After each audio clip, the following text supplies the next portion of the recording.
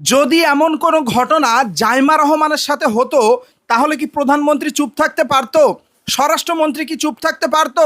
তখন কি স্বরাষ্ট্রমন্ত্রী বলতে পারতো যে আমরা মধ্যযুগে নাই, আমরা এইভাবে প্রকাশ্যে এই আসামির বিচার করতে পারবো না?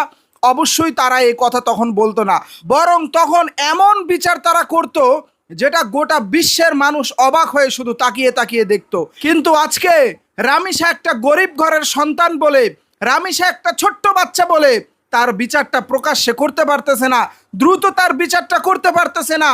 দেখেন, রামিসার আসামিকে ধরে আনতে নিজেদের হাতে নিজেরা আইন তুলে নিয়ে রামিসার আসামিকে ধরে আনতে এলাকাবাসী গিয়েছিল থানায়, কিন্তু পুলিশ তাদের হাতে সেই রামিসার আসামিকে তুলে দেয় নাই। এই দাবিটা এখন প্রত্যেকটা মানুষের, প্রত্যেকটা হৃদয়ের দাবি, প্রত্যেকটা মনের দাবি যে হ্যাঁ, রামিসার আসামিকে প্রকাশ্য দিবালোকে এনে জনসম্মুখে তার বিচার করতে হবে।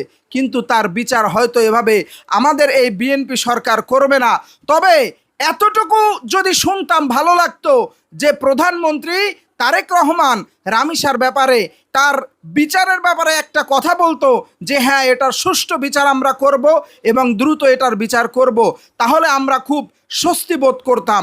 প্রিয় দর্শক, ঝড়ের গতিতে ভিডিওটি শেয়ার করার অনুরোধ রইল এবং অবশ্যই আপনার মূল্যবান মতামতটি কমেন্ট বক্সে লিখুন।